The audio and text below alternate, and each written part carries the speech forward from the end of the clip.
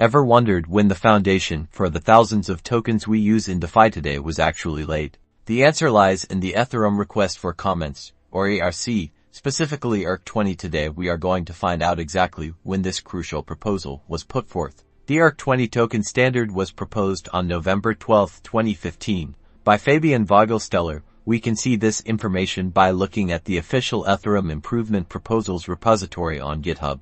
Its core purpose was to create a standardized way for tokens to be created and interact within the Ethereum ecosystem.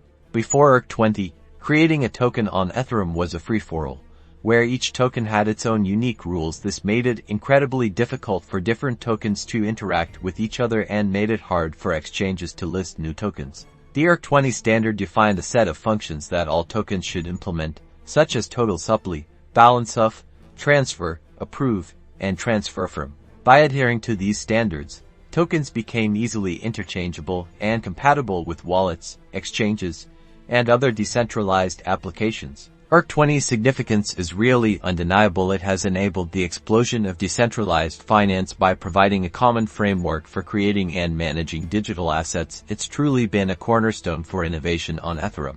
So, November 12, 2015, the date the groundwork for today's vibrant world of crypto was laid. Be sure to subscribe for more deep dives into the history of crypto.